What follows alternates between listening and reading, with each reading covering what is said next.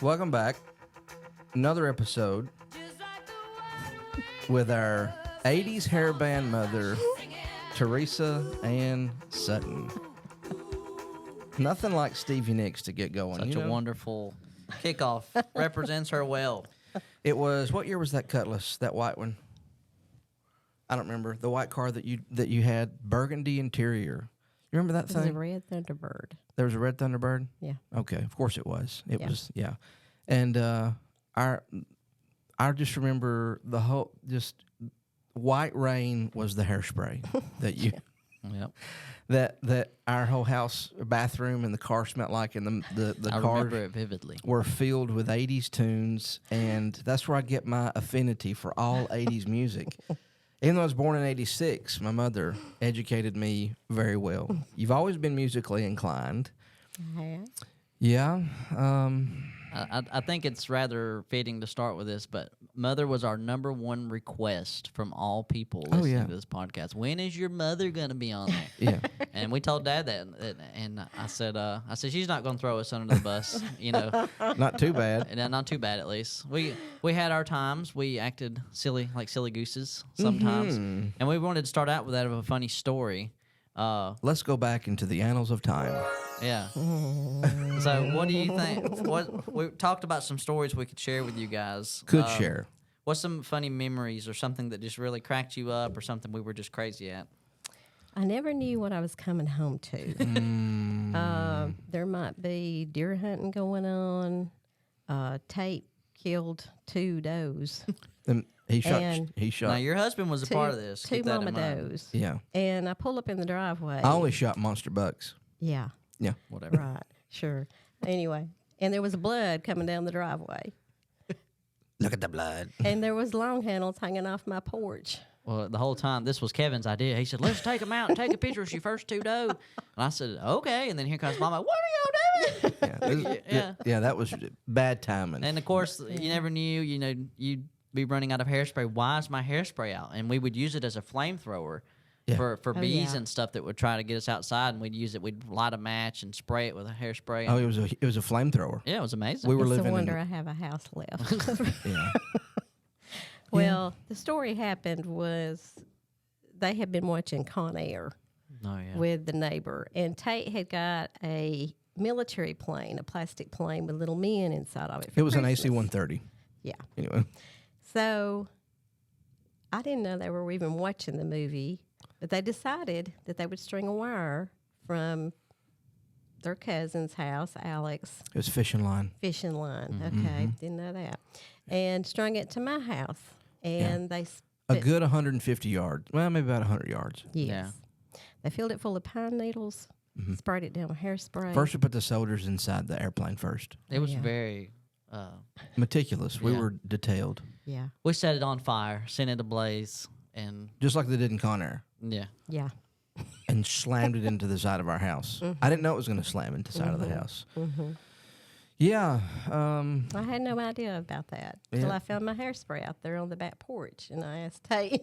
He just smiled. And I'm like, finally, we found all the Sinner. dead men in the airplane later on in the woods. Well, you have to so, bury the mother. Yeah, you had to bury him. Yeah. We had a lot going on. A little bit. Good times. A little bit. Mama, Shorty, as Stone calls you, Nana, you are his favorite person in the world. AJ too. Yeah, no doubt. Stone's ready to get to Nana's house and Nana's chair and watch popcorn or eat popcorn and watch movies and that's happiness right now where life is. Yeah, and AJ too. We'll say, AJ, it's let's go, and he'll go, I don't want to go. We're going to Nana's. Okay. Yeah. And it's take off sprinting. Beat you to the car. Yeah. Mama, tell us a little bit about you. You was born in 19 none of nobody's business. That's right. Yep. And She's 35, still going. yeah. I was born in Oklahoma City, Oklahoma. My dad was a preacher, and my mom stayed at home with us girls, and she was a big caregiver to all the children in the neighborhood. She cooked, she cleaned, she was just a real good person to do for others. Yeah. And so that's what I saw mostly in my life from my mom and dad was Yeah. being a do-gooder. Boy, she could cook. Yes, she could. The best chicken casserole. Oh, this is hilarious. It's Christmas time, and Daddy's eating her dressing, which was dressing, not chicken casserole. Hers was the dressing, which was Right. so good. The dressing was nobody made dressing as good as Mama. Right. And she put sage in hers. Well, Daddy was allergic to sage, Yes. and we didn't know it. Exactly. Well, no. My goozle swelled up. My goose, yeah. The We're little like, no, punching you're bag just in the back of snoring. your throat. He had to go in the living room and lay down and take a nap. Yeah. But so Pawpaw was Pawpaw done acting by the time you come around? Yes. Okay. Now, he still went to the Grand Ole Opry and played there. Stage band. Stage band. But he was a graduate of Lafayette High School and had his own band by the time he was graduating. And they Yeah. went to James and the Ramblers. the Ramblers. Yeah. And so he met Clint Eastwood when he played in Rawhide. His band went to California and played with on the Dick Clark show Yeah. for American Bandstand. Yeah. And they played in different places. He was an actor. He Yeah. played in Rawhide. He was just a nonstop person of knowing how to just meet somebody automatically, and then they let him in the back door of the Grand Ole Opry with a big, you know. And we're like, here, we need somebody Yeah. to play such and such. Yeah, Can you do come it? on, And he's like, yeah. And I know the scrapbook that was in their house for years. I mean, there's Pawpaw with Porter Wagner and Little Jimmy Dickens and Marty Stewart and you know. And I remember in the '90s, this was when like Shania Twain was real big. Man, it feels like a woman. Anyway, all that sort of stuff. And he was producing at that time. He was. And he had that lady, her name was Kimberly Fox. And I remember her song, Shaking the Dust Off of My Boots. Yes. And she didn't sign. She had a deal, but she didn't sign. Right. And husband wanted her to stay home, everybody stay home, be a mom and that sort of thing. Right. And so he just kind of got out of the business after that, right? Right. Yeah. So he was a exciting person, and Mama was an exciting person. She was, you know, I remember summer times we'd go up there, and it was banana popsicles. Always banana popsicles. And Christmas time, she had those little chewy peppermints, you know, with the dark color, the Christmas tree on there. Deliciousness. I'd always ride in Matilda, Papa's Cadillac. That long car? and gray, like a lanyard. Gray The leather one that caught on interior. fire one day. Was that it? Yes. Oh man, He drove it forever. yeah. Well, he loved his cars, Yes. and he did, and I always took care of Mama. It was nothing but laughter. You know, they were always laughing and going and coming and doing, and they were always just, you know, great people. And well, I guess we should kind of shift some gears a little bit. Now that she's no longer telling any dirt on us. There's not many. Told you she wouldn't. Yeah, there's not too many stories. You know, we were just such good children. Oh, yeah. I'm still finding out some stories that I never knew. I didn't know they hitchhiked. We didn't tell you until for your the- own good, Right. just to keep your sanity. We loved you. Yeah.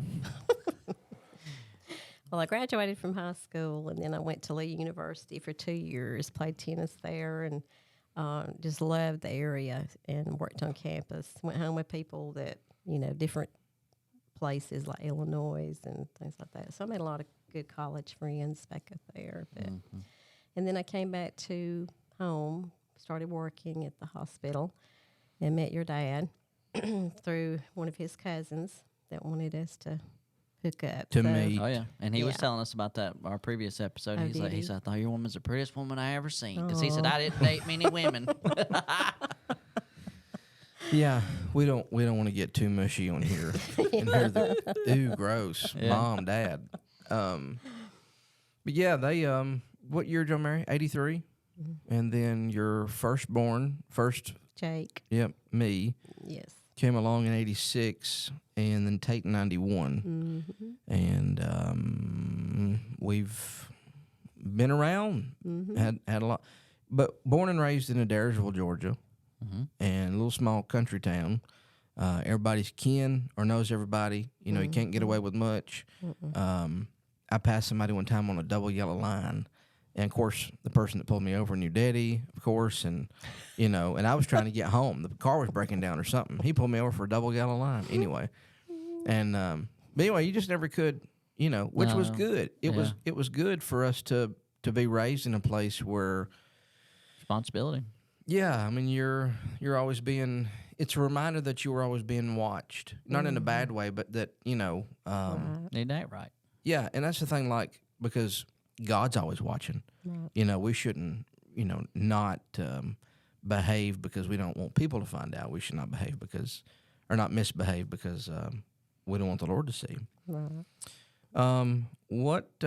You were the middle child. I was. Yeah, Daddy was middle child. You were middle child. Yes. That's the trifecta. That's the secret. Yeah. You had sisters, all sisters. All sisters. Who are they? Four of them. 4 of them. Gail, she resides in Florida now. And then Kay passed away. She had a lot of health issues and died of COVID. And then I'm the middle child.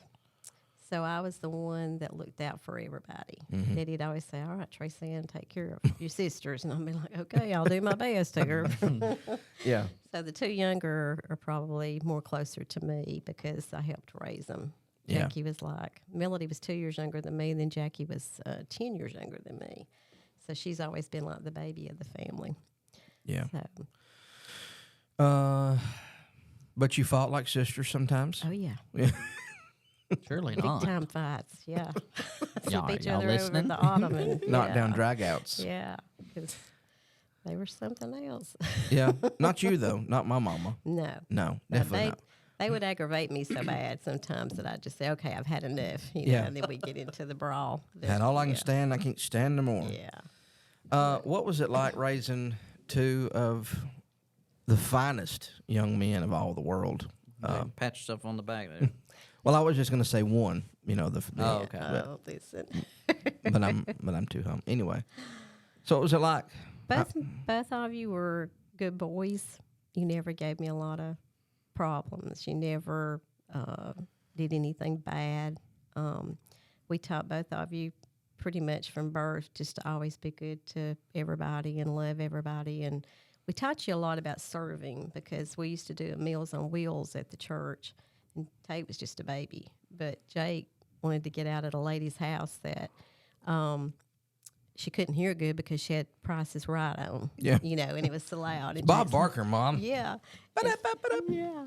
So anyway, Jake's like, "Mama, can I take that lady her plate?" And I'm like, "Okay, go ahead." So I stayed on the van, and you were like, lady, please open the door. I got to give you your food." And Jake was always one of those that I accidentally shut Tate's door up, his foot in the door as a 9-month-old baby. And I had a pizza in my hand, a diaper bag, and the baby. And the only thing that saved his foot was the deer foam shoes that he had on his little feet. My poor little leg. That's what's wrong with him. Yeah. And so I told Jake, I was crying because the whole city of Calhoun was out of power.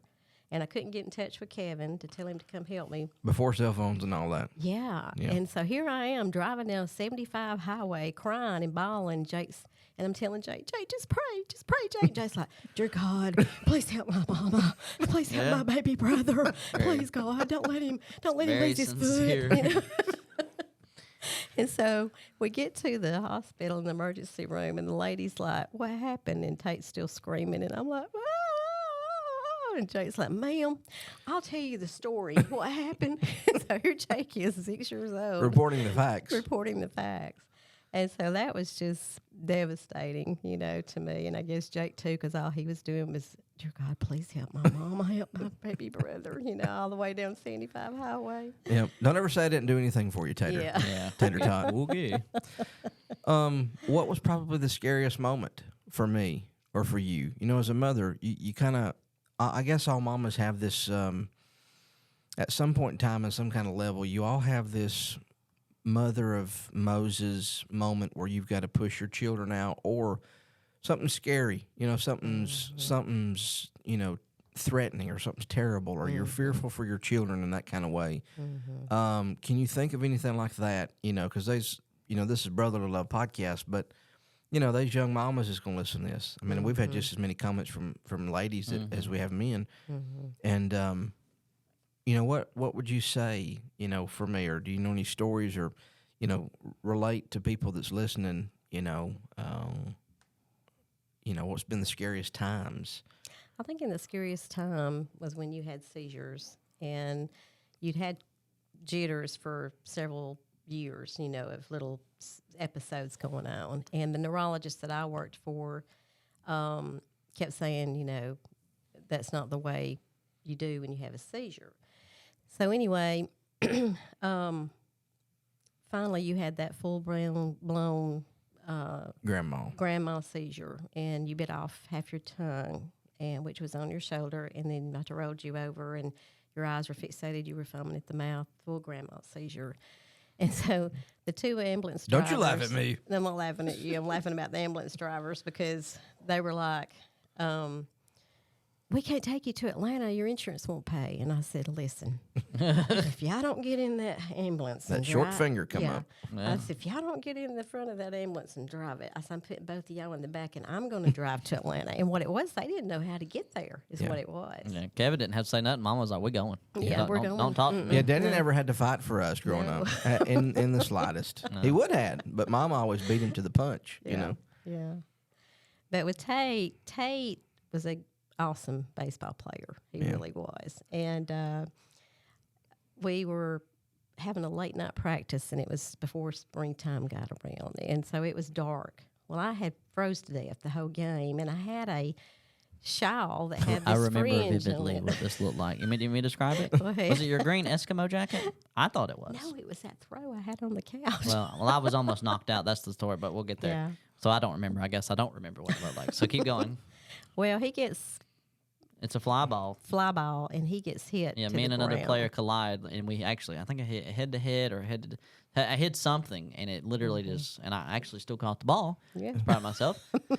Well, aren't we humble? Yes, but I was almost knocked out, and everybody's around me, and then all of a sudden I see my mother lean over the huddle of people, and her head's covered in this animal fur, and she's like, Looks like "Are she you got a mattress wrapped around her. Yeah, are you okay?" And I'm like, "Yeah," Thought you were I'm like, hallucinating. what's on your head? But yeah, I think that what you're kind of alluding to, you kind of sometimes have to not be. You have to let your kids go sometimes. Let them experience things. That's hard for me and AJ. Yes. I always want to protect him. Yes. But I have to realize he has to learn at times too, and he's not going to learn unless he, ventures out. Yeah, in some way, and I think you have to, with Stone, there's things that I can't control, and that's just the way that it is, and the terrifying thing for every parent is that one day your child is going to sin, and probably sin horribly. Or at least to them it's horrible, Right. and you don't want that for them. You don't want that for their heart. You don't want that for their emotion. But unless they go down some sort of, whether it's 1 or 100, whether it's sin, because we're all fearful of our children. But if Stone was to die today, well, he would be in paradise. He's safe, and that's horrible to think about. Right. And but he will at least be there. And like David said, I can't bring him to me, but I can go to him. Right. And so my whole life, I know my friends of mine who have lost their children, and they said I can't. They said the same thing. I need to live so that I can go see them again. Right. And so it changes their perspective. It's still hard though. You can't imagine that. Yeah, You I know. can't. And so thankfully that's not a burden I have to bear. But there's some things I can't control in his life. Right. And so it's like it's a trust moment. You've got to trust God that yes, there's going to be some bad in his life, but that's why Jesus came to this world. Right. Because if he doesn't know what sin is, then Jesus isn't going to look that good to him. Right. It's just going to be Jesus is a good thing to do. And it's like, Jesus asked this question one time, and he's to somebody who was mad of him helping this woman, this Gentile woman, that here's this reprobate woman, and Jesus is helping her. And Jesus asked this Pharisee, he said, let me ask you this story. He said, there's two people. One has a lot of debt. The other one has very little debt. Which one of these is grateful for the debt being cleared? Well, the Pharisee said, in something similar, well, the one with the largest amount of debt. Right. And he would say, well, that's true. And so it's like that. There's some people who have been silver spooned into the kingdom, and they've not really had to go through much. And Jesus doesn't, not taking away from them, but Jesus doesn't mean for them what people who've had it really, really spiritual hard means for them. Right. You know, we can think of people in their life who had horrible, horrible times, and then when they came to faith, it was like it was truly the burden was lifted. Right. And so, you know, I mean, as a mama, you know, you were always real good for us. We, you know, spiritually, I mean, I remember on Sundays it was memory work, you know, and there were always verses we were always having to do and memorize, and you know, like with there wasn't a lot of planned sit down family Bible hour with us because we played ball, we deer hunted, we did all that, and we went on vacations. Some went to Gatlinburg like 3 times a year, you know. That's right. Yeah. Where else is there to go? Right. And but we were always having spiritual conversations. It was always not in a bad way, but in a good way, you know, and always having those conversations that it was a Deuteronomy 6 as you're walking by the way, as you're sitting down, as you're in at home. You know, it was always something. And we Yeah, church wasn't a random thing; it was the thing. yeah, and so we live life like everybody else. And when we were somewhere and we were living life like everybody else, and there was some sin involved, somebody was drinking, there was same-sex stuff going on, or whatever it was that you see in the world, y'all were real good to say, no, look, Right. but this is where this leads. Right. So you taught mobile lessons that we enjoyed life like everybody else, and not in some vain way, but that's where we were able to discern things. We would go to school and we knew that we lived a certain way, and we knew people who didn't live a certain way, and we were able to be a help to those people, and we weren't kept away from it. We were put in it. I mean, almost like little missionaries. Yes. Now, obviously, you can't do that with every child. No, but some kids are more inclined to help people rather than, and you know, remember Daddy always used to say, you got to lead from the front, be the smart, you know, smarter than the average bear, all that sort of stuff. Yogi Bear, you know. Well, my dad was a great influence in my life. He was a minister, not in the church, but he always taught us as little bitty children. I remember going to somebody's house in Cartersville, and they had no windows, and the wind was blowing.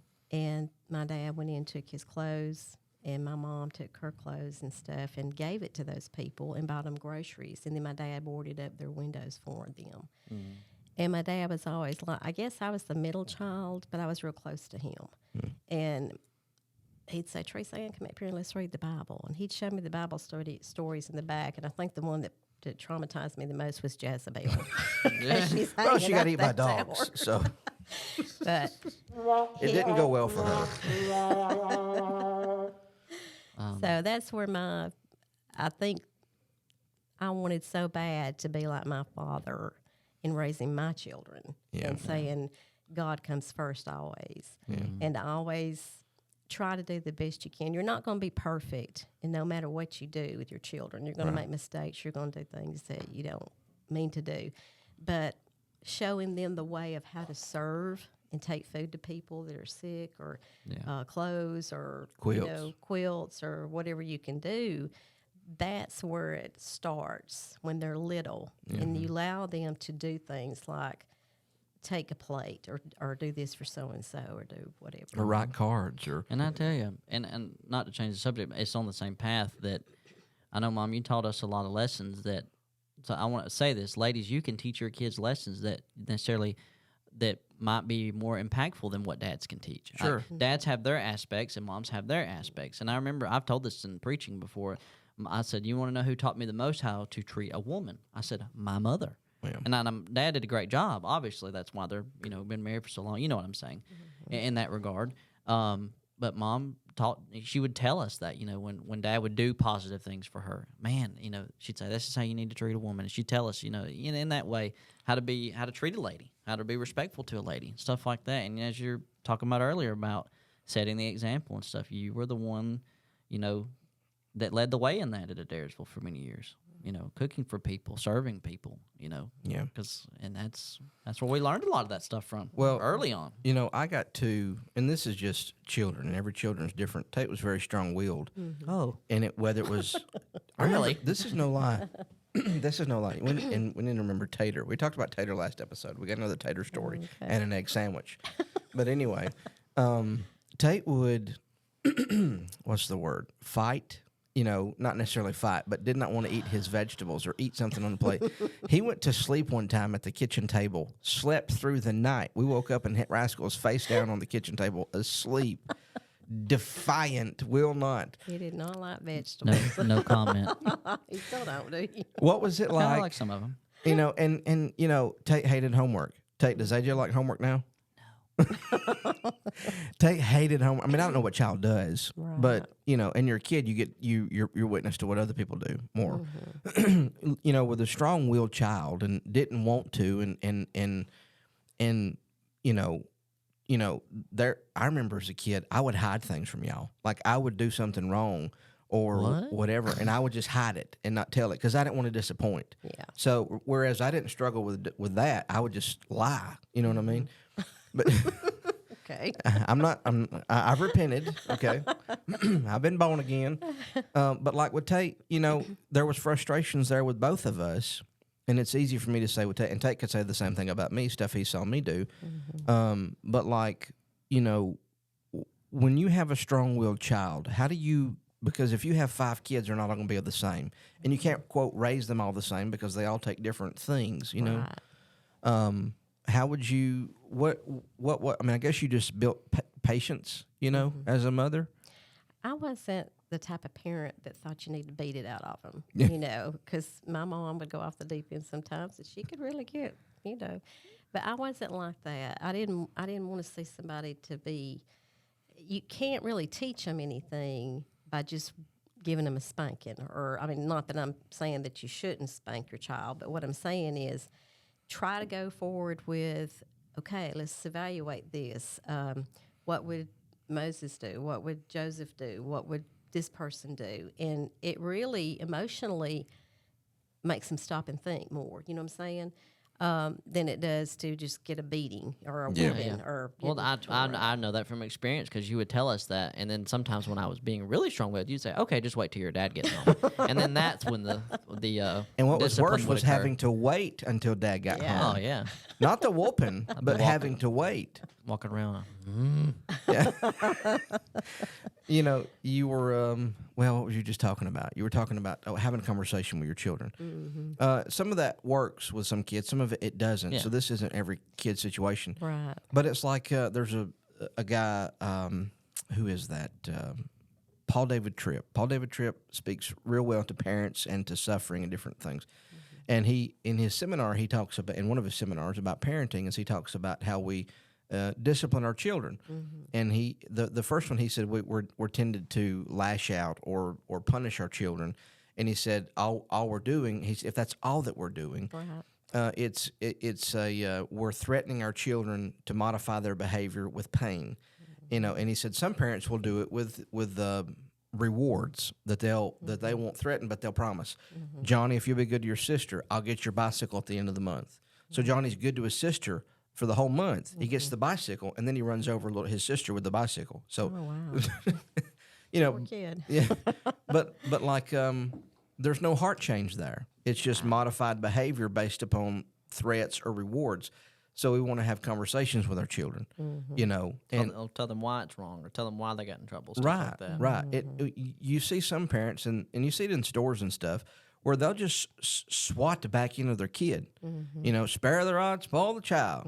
Well, they didn't spare the rod, but they didn't come back behind it with love and affection. Right. Yeah. You know, the Lord disciplines us. But He tries to mold our heart in the process. Well, you got some words? I was going to give another question if you're ready. Yeah, fire away. I don't know how much time we have left. Plenty.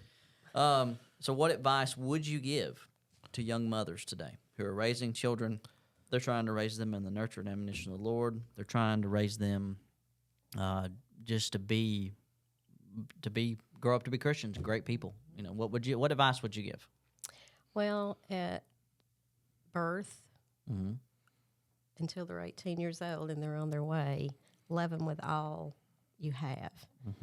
Give them memories, give them stories about your life, things that happened to you as a child, and not in a bad way, but just different things that's helped you grow spiritually. Yeah. And, you know, always try to listen to your child, you know, and ask, why did you do that? You know, and try to talk to them. If they become defiant or if they do something that, you know, is really bad, you know, there's repercussions for things like that. But you really don't want to have to go to that limit with your child, because you know deep down they've got a good heart and you love them. And you just don't want to crush their spirit to where they can't become what they need to be in life as a Christian, and understand that it's not all about repercussion. It's about love and mercy, you know. You know, it's amazing that I'm sitting here. We filmed Dad's podcast last episode, which for us were just a few minutes ago. It's amazing how both of y'all play such a great role in like what you just said. You hear what her response was, and then you heard what Dad's response was about, you know, what advice would you give to young fathers. It's amazing how God has made us that way. And if we live godly, mom's got this loving part. Of course, Dad does too, but they both play roles in that home. You know, that it's amazing how that comes together the way that it should. Yeah, we didn't. And Like neither we have what we need when godly homes run the way they should. In other words, yeah, and it's organic, because we didn't tell you what Dad said, and we didn't tell Daddy Mom was going to talk about this. No. I mean, this is all fluid. Yeah. But it's they talk about that the father figure is the first representation of God that you have in your life. That's as God the Father is, and how your father is how you'll see God the Father. Like, that's a psychology thing. And there's some truth in that. You know, if some people have a bad father, they have a hard time trusting God. If they have a good father, they have a good time trusting God. You know, that's that sort of thing. But like, you know, there's a side of Dad where it's leadership, provision, and discipline and structure. And but also, I mean, the world will be on fire, and there's Daddy standing in the middle of it saying everything's going to be okay. Right. Whereas mother's role, and for us, was Mama's always love. Mama's the soft hand of God, the home, the comfort, the affection, those sorts of things. Which is that's most the case with most relationships for the most part. yeah, Healthy relationships anyway. But you know, that we did not grow up thinking that God was mad at us, and God's ready to whoop us, and God's frustrated with us. We didn't have that. And that we were y'all's children, and we were a blessing to this family. I can't tell how many times you've always told us that. Greatest blessing. And so that's something that was embedded into us our entire life, and still so. And it's wonderful to see you and Daddy pass that on to Stone and AJ, you know, and continue that same thing. And God willing, they'll be better men than we are, you know. And that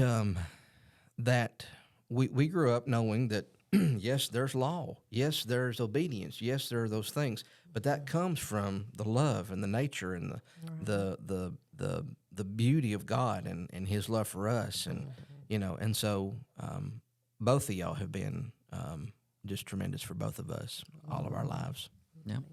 I know, for the record states, and I know I can say this, Mama was a Proverbs 31 woman. You know, if we didn't have what we needed, Mama would go get it. At all means necessary. Yeah, she was out in the gates selling stuff. Yeah, she would do what's necessary, and that's what made her such a good mother, was because she cared for her kids and she cared for her husband. Yeah, and You know, and that not only was that, but God first. We got to see Mama take care of a couple of people in her life, and we got to you know, and this isn't a bad thing. This was a good thing. There were toys that we had, and we had an abundance of toys, and the ones that we didn't play with or that were overlooked, you'd bag up and you'd give to so and so to go sell in the yard sale so they could have food that week. Exactly. And we'd go to our basket, and that would be the day. Oh, where's my such and such? Oh, I gave that to so and so. You know, we're not going to talk about how Tate broke my white Saba Tommy. Tommy White Ranger I don't remember this. This is a lie. Anyway, He was a baby. anyway, He still holds grudges from all those heathen. years. I believe in original sin because of Tate. Not really, but Well, it just, it's like women in, if you will model yourself after, the Proverbs 31 woman, of who to look for, obviously, what this is talking about. It's just amazing how blessed your husband will be, how blessed your kids will be. It's amazing. yeah, fellas, if you're looking for a wife, find you one that loves the Lord more than she will ever love you, and Yeah. you'll have a wonderful woman. Yeah. Because she'll love you. Yeah, I think my favorite character in the Bible, woman-wise, is Dorcas. yeah, Yeah. I think about her a lot because she gave so much, and when she died, those women were squalling yeah. for her. Wearing her clothes that she made them. Yes. That she made for them Yes. at the funeral. Yes. Which is a testament. Yes. Well, you have outworked. Daddy used to say your mother will outwork 3 women at that fellowship meal. And it was true. I always got to see that. So you set the bar high, and and I think that that's something too. Ladies, if you're listening to this, you want to be the if you're the mother of children, you want to be the future wife of your sons. Show them the wife that you want them to have. I think that's huge. Same thing for you dads that are raising girls. You want to be the dad. You want to be the male figure that you want them to marry. And if we're not, we got some work to do. But it's worth it. It's worth it. It breaks my heart to see a first-time mother have a child that's got a real high temper. I mean, one that just won't listen at all. Yeah. Because I know she feels when she brings him to church, she thinks, "Oh no, I've got to, wrestle with him the whole hour or whatever." But God bless you for bringing that child and to just keep rubbing his little legs and his arms and telling him how much you love him. And even if he bucks you in the head, with his head and knocks your teeth out or something during service, whatever's going on. But just remember that stage is going to not last forever. Yeah. It only lasts temporary. And Tate wasn't a fit pitcher. Jake wasn't either, but I'd see other people that how they handled their child when they were a little boy or a little girl, and just wrath, And I thought that's not going to win that child's soul, to heaven. Because God doesn't deal with me that way. Right. Right. I mean, He extends His grace. Even though I've done bad, He says, "Here, Right. come here, come Right. here." So keep trudging on. Yeah. Bring them on. Respond to your children the way that God responds to you. Yes, and try to not to let your temper get the best of you. With some people, I've seen a lot of ladies that would just, you could hear them wearing them out in the bathroom, and I was like, goodness gracious, is that child going to have a hide left when you're done? Please just bring them Yeah. back in and love them and show them what God is and what the church is to them. Yeah. Yeah. And there's times where discipline's needed. Oh, yeah. Yes, it Yeah. is. AJ's had his rounds. Yeah. And he gets it from me. Well, that's pretty much all I had. You got anything else you want to pass on, or? I can't think of any other. It's like the thing. Stories I Well, can the thing I was tell. gonna say is, we don't have this all figured out. No. None of us No, are perfect, no. and and that's the beauty though is we have God's word as a guide, and it will tell us what's right and how to have a successful home. It'll help us in every scenario in life, and Yeah. that's what's the best part about it. Yeah. That's right.